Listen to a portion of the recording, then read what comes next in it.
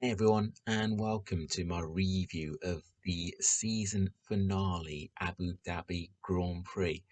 Well, that was a bit of an uneventful end to the season, wasn't it? An unbelievable season from start to finish, and you could argue a fitting way for the title to go down to the final lap of the final race of the season. What a truly incredible season we've had.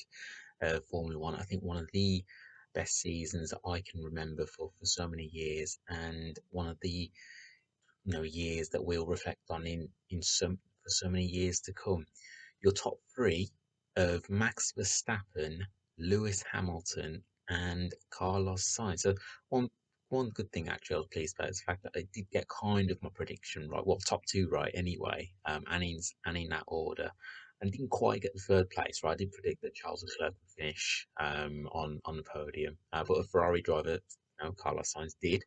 But yeah, the top three, as I say, of Max Verstappen, Lewis Hamilton, and Carlos Sainz. And what a truly fantastic race. That it just had everything, didn't it? Drama from start to finish. This season has had drama from start to finish. And we, when we look back at the hybrid era from 2014, it has been Mercedes dominated. And first of all, congratulations to Mercedes on the eighth constructors title, and that is a phenomenal achievement.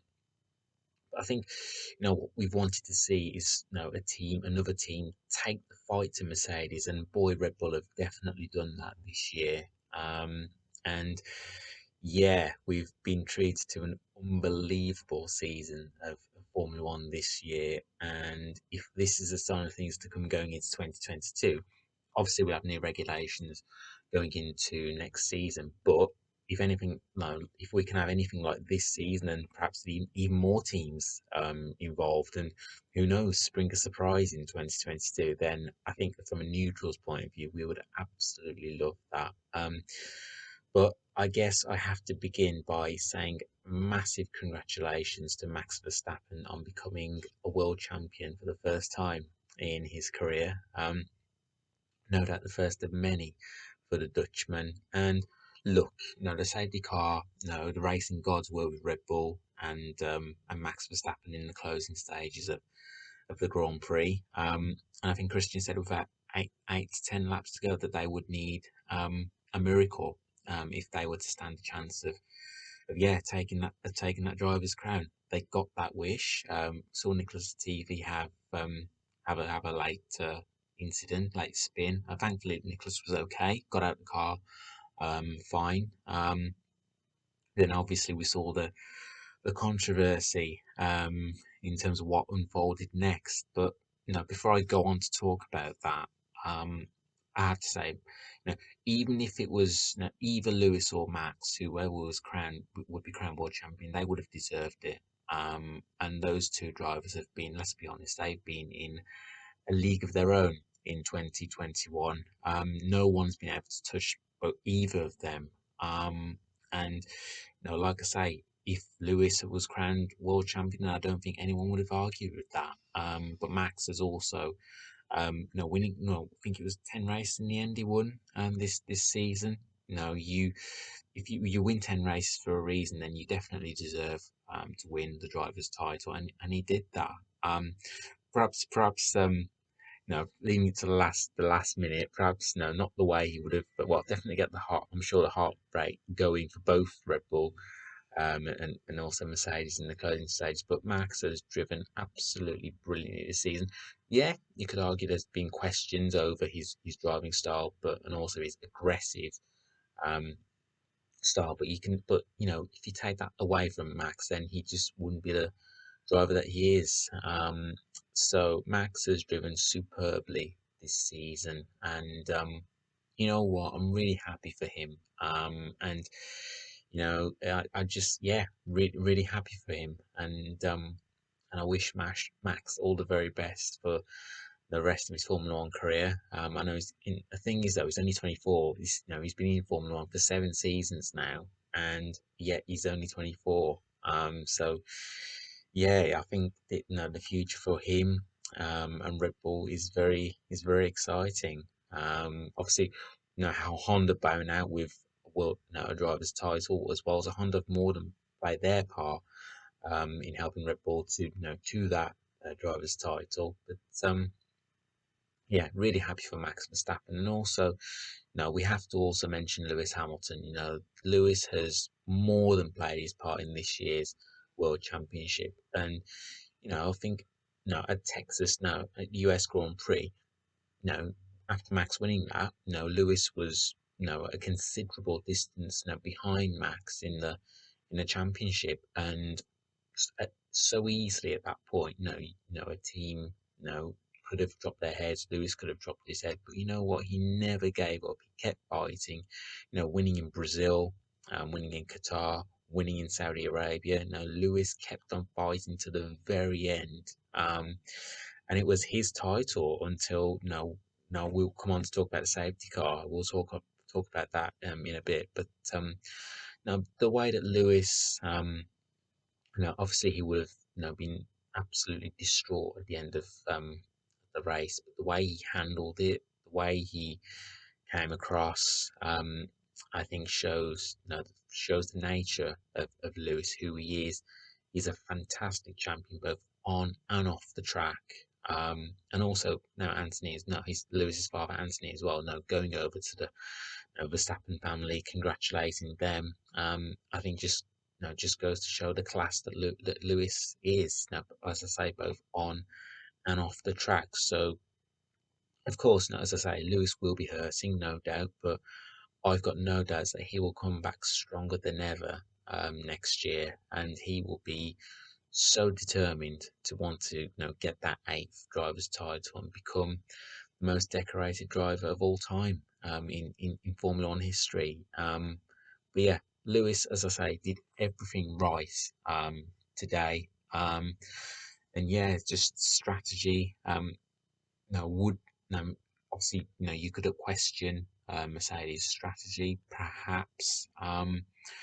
But it's sport and anything can happen. And I'll come on to talk about the safety car. So obviously the right decision was made in terms of bringing out the safety car following Nicholas Latifi's incident. But then what unfolded after that, you could say is controversial. Obviously, once the safety car, and you would have thought that, you know, in normal circumstances, if you're going to let the unlapped cars go by, you would let all the unlapped cars go. So I could understand why Mercedes put in a protest, because the likes of, I think it was Stroll, Ricardo, Vettel, and Schumacher, I think they didn't get by. Had they done so, had them been allowed to get past both Lewis and Verstappen, then perhaps we wouldn't have got that full lap of racing. But also, I can understand why Michael Massey and the FIA made that decision in terms of just letting the Alpines and the Ferrari and also Norris go.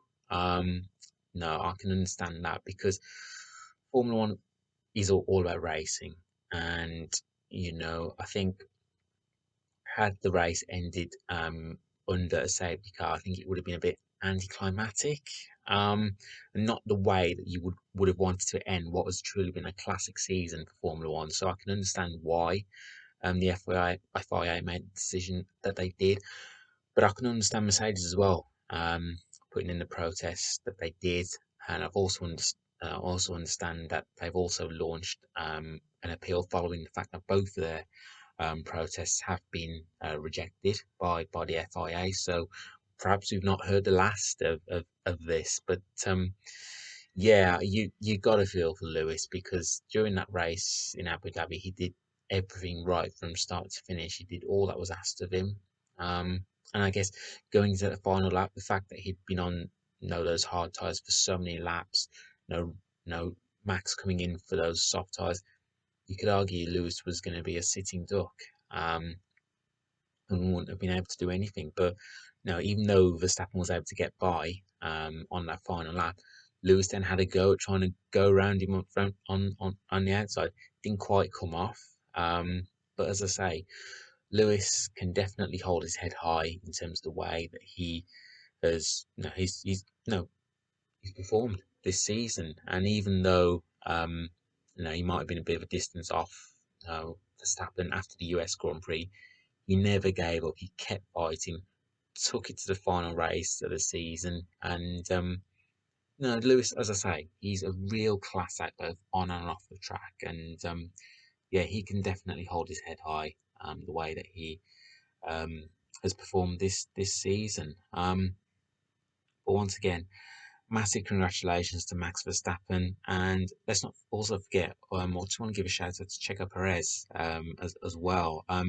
He will no doubt he will have been frustrated not to end up on podium, and it was looking good for him. And he also played a massive part in trying to keep Lewis behind him for as long as he did, and he definitely got his elbows out. That's for sure. And Red Bull no doubt would have been pleased with that. But also let's not forget in qualifying as well, Checo giving Verstappen that toe, which enabled the Dutchman to take pole in qualifying. So I know Verstappen described Checo as an animal during the race. So I know that no doubt Verstappen will be well, he owes one to Checo, but no, I think Checo's done a really good job at Red Bull.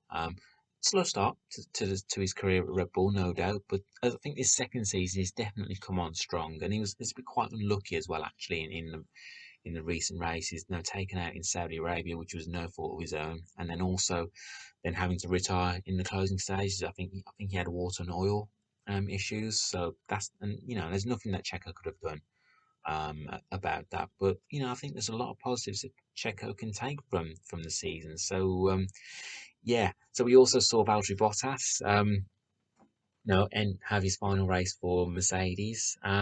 Look, obviously not the way he would have wanted to end his career at Mercedes, but I think Valtteri has more than played his part in Mercedes being able to secure 8 consecutive constructors titles, and yeah, it's a new challenge for Valtteri now, going to Alfa Romeo, him now being the team leader, and I think he will definitely thrive on that for sure. But yeah, Valtteri, again, he can hold his head high in terms of how he was able to perform at Mercedes. And look, obviously, he'll be disappointed not to be in contention for the drive, not to win a driver's title. But yeah, as I say, Valtteri definitely played a big part in Mercedes winning 8 consecutive constructors titles. But we also have to give also special shout outs as well to Yuki Tsunoda. What a fantastic weekend for the Japanese driver. Really good weekend. Got it all together in qualifying. He was very well in Q3. Had his lap um, taken away from him, his first lap anyway, because I think if I remember correctly, if he was third or fourth at that point. So no, he did. He had a very good weekend, Yuki Tsunoda, and finishing fourth, his career um, best results in Formula One. And hopefully he can build on that. Look, we know this season he has made mistakes. There's no getting away from that. But Yuki, as I say, he's shown flashes of brilliance, and once again, he put in a really mature performance throughout the whole weekend, and yeah, good to see you put in a really good performance, and something to build on for him going into 2022 and finishing ahead of Pierre Gasly as well. Another solid weekend for Gasly. One of the drivers of 2021 for sure, and I think AlphaTauri could be a team to watch out for next year. They could spring one or two surprises. I'm not saying they'll win the drivers and constructors title, but you just never know what's possible. And as I say, Yuki, what he was able to achieve in Abu Dhabi, that is something to build on going into 2022. And you know what you're going to get with Pierre Gasly. So AlphaTauri could be a team to watch out for in 2022. But I've also got to give a shout out to Carlos Sainz as well. Another fine performance from the Spaniard. Okay, perhaps he was fortunate to end up on the podium as a result of Checo's retirement. But Carlos he's had a really encouraging year at Ferrari. I think if I remember correctly, he's scored points for the last 14, 15 races. So Carlos has done a really good job for Ferrari this year. And Ferrari, when you think of Ferrari, they should be at the real sharp end of the grid. So hopefully, fingers crossed, we could even have a three-way tie between Mercedes, Red Bull, and Ferrari in 2022. With obviously with new regulations coming in, but I think, look, obviously this was a winless season again for Ferrari, but when you consider where they were last season, and you compare what they've been able to achieve this season, there's a lot of positives that Ferrari can take from this year. Obviously, finishing ahead of McLaren as well. Ever since Russia, where they brought those upgrades, Ferrari just seemed to have got the better of McLaren, and yeah, really strong end to the season for Carlos Sainz. Charles Leclerc, not quite the strongest of races in Abu Dhabi, but Charles again can take a lot of positives from the season, the way Ferrari have performed, and I think the way that Ferrari have performed this year, I think definitely um, will give them a lot of optimism going into 2022. But also want to give a shout out to Lando Norris as well. Brilliant job in qualifying on Saturday to put the car on third. He definitely had the box seat. Watching the battle between Verstappen and Lewis in that going into that first corner. It was always going to be difficult, I think, for Lando to finish as high as he, but he was running a really good race, and then unfortunately had to pit late on as a result of a slow puncher. Really unfortunate, and I think that's not the first time that Lando's had to do that. I think he suffered that. He had the same issue. I think in one of the latter races as well. Can't remember which one, but yeah, real hard luck on Lando. But for me, Lando, I think he's probably one of the drivers of the season behind Lewis and also Max as well. So, I would definitely put Lando right up there in terms of the one of the star performers of 2021. And yeah, I think Lando, if he carries on the way that he's going, and if he continues to improve as he is, I think he's definitely a world champion in the making. And he was so close to winning his first Grand Prix ever in Russia. But Lando's time will definitely come for sure. And I've got no doubts that he'll be in contention to win races in 2022. And yeah, Daniel Ricciardo was, well, not the no way he would have wanted to end his season, but no one can ever take away that his win in Monza. And I think for me, that's one of my favourite moments of this season. Seeing Daniel Ricciardo back on the top step of the podium, winning in Monza. Yeah, really special moment for McLaren on that day. And yeah, great to see Ricciardo winning Monza. As I say, not the end he would have wanted this season in Abu Dhabi, but yeah, I think Ricardo definitely had a stronger second half to the season compared to the first half, and there are positives that he can take from 2021. But it was also weekends where we say goodbye. Goodbye to Kimi Raikkonen from Formula One. Um, not the way he would have wanted to end his Formula One career, having to retire from the race. But just want to say a massive thank you to Kimi for all the memories that you've given us in Formula One, and yeah, you will definitely be missed, and the Formula One paddock won't be the same without you. And we also say goodbye to Antonio Giovinazzi as well for now, anyway. So he'll be going to Formula E next season, and you just never know. If he performs well in Formula E, perhaps there'll be one or two teams that might be looking at him for 2023. So you just never know. But yeah, really, really, yeah, goodbye to both Kimi and also to Antonio, and obviously with Alfa Romeo, two new drivers for them next season in Valtteri Bottas and Guan Yu Zhou. Obviously we also Williams. Also, we know that George Russell final race for him um, at Abu Dhabi for Williams anyway before he heads over to Mercedes. So big pressure. No, so well, pressure will be bigger at Mercedes compared to Williams, but also next season Williams will also see the return of Alex Albon in Formula One. And you know what? I'm really happy to see Alex back in Formula One next year, and I really hope that yeah, he can definitely have a strong season for Williams next season. And Nicholas Latifi and also Alex Albon, an exciting young driver lineup at Williams. So, well, yeah, as I say, great to see Alex Albon back in the Formula One paddock for 2022. So that is the end of my review. So it's been a truly phenomenal season of Formula One action from start to finish. So Max Verstappen is your 2021 Formula One World Champion. So as I say, that's the end of my review. I just want to say a big thank you to you all for watching my reviews. I will also be doing some videos after this review, so do watch this space. But in the meantime, thank you so much to you all for watching my previews and reviews, and I will catch up with you all soon. Enjoy the break from Formula One, and we'll be back in March in 2022.